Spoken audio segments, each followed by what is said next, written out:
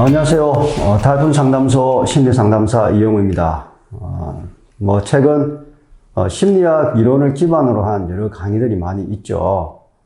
자기를 사랑하는 법, 남에게 상처 안 받는 법, 이런 다양한 책들이 나와 있습니다. 그리고 최근 이제 심리학자나 정신건강 전문가들의 책들도 대부분 서점에서 좋은 반응을 얻고 있어요.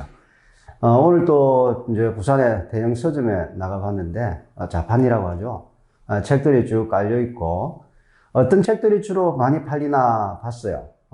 요즘 이제, 김남도 교수님은 잘 아시죠? 트렌드 코리아 매년, 발간하고 계신데, 올해 2022년 트렌드 코리아가 베스트셀러 1위더군요. 그리고 이제, 저 사람들의 어떤 마음을 다독이고, 위로하는 책들이 주로 인기가 있는 것 같습니다.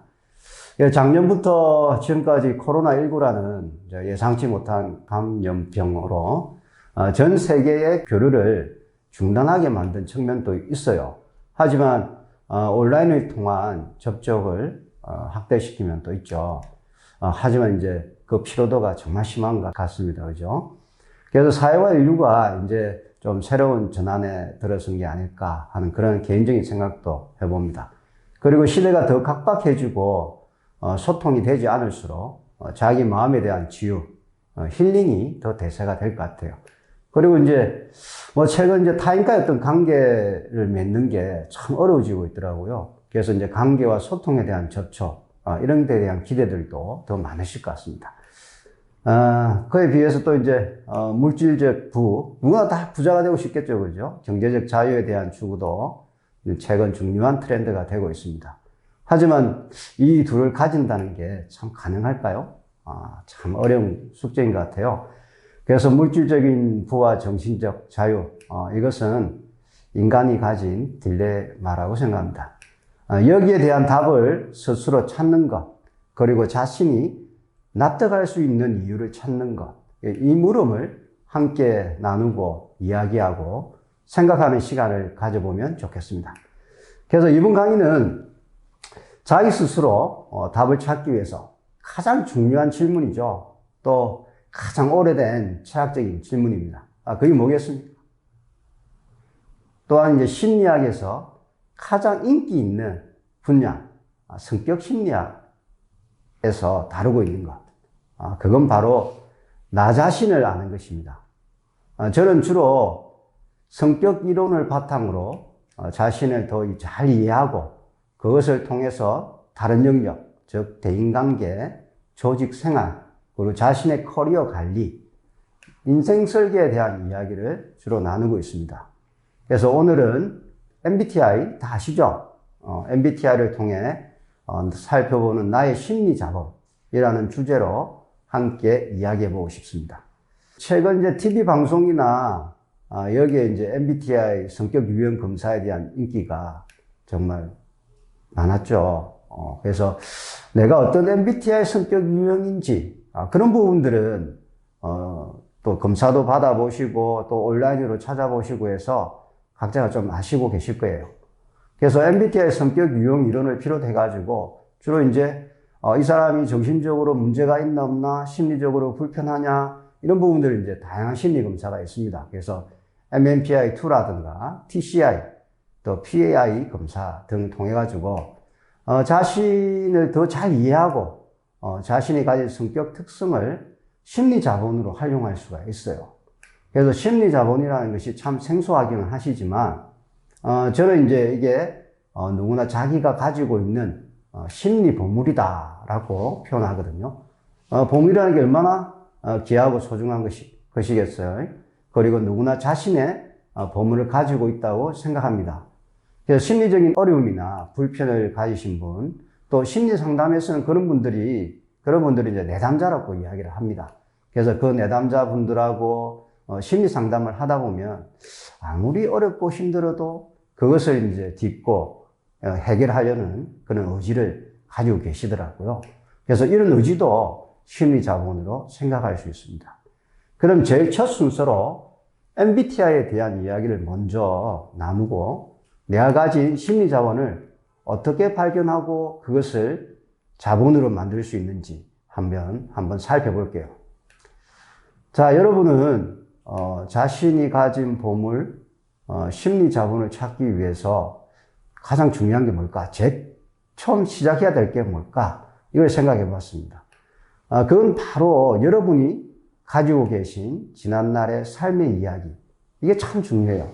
왜냐하면 거기에는 선생님의 지혜라든가 경험들이 녹아있기 때문입니다. 최근 상담 이론에서는 자신이 가진 이야기를 내러티브라고 이야기합니다. 그래서 내러티브를 통해 가지고 자신의 심리 자본을 발견할 수 있습니다. 그리고 그 내러티브는 있는 그대로의 이야기가 아닙니다. 이것들을 활용해 가지고 그 이야기에서 발견되어지는 의미, 해석, 이런 것들을 주로 활용하는 심리 치료 기법이 이야기 치료라고 이야기하고 있습니다. 여러분은 어떤 이야기를 가지고 계신가요? 그리고 지금까지 어떤 삶을 살아오셨는지 참 궁금합니다. 그리고 살아오시면서 어렵고 힘든 상황을 어떻게 극복해 오셨는지 이 이야기에 초점을 두려고 합니다. 그래서 이야기, 내러티브에는 여러분의 경험 그리고 의미와 각자 스스로의 해석이 들어가 있습니다. 예를 들어볼까요? 나는 무엇이다. 이 가로 안에 어떤 말을 넣고 싶으신가요? 각자 떠오르는 이미지나 단어가 있으실 거예요. 한번 스스로 생각해 보시면 좋겠습니다. 예를 들면 이건 어떨까요? 나는 회사원이다. 이 이야기를 듣고 여러분은 어떤 생각이나 기억이 나시나요? 또 어떤 이미지가 떠오르시죠? 각자가 느끼고 생각하는 것은 다 다를 겁니다. 아빠가 회사원이었던 사람은 늘 분주하고 바빴던 아빠의 이미지를 떠올릴 수도 있고요. 또 어떤 사람은 정기적인 월급을 받는 안정적인 직업인이구나. 또 이런 생각들을 하겠죠.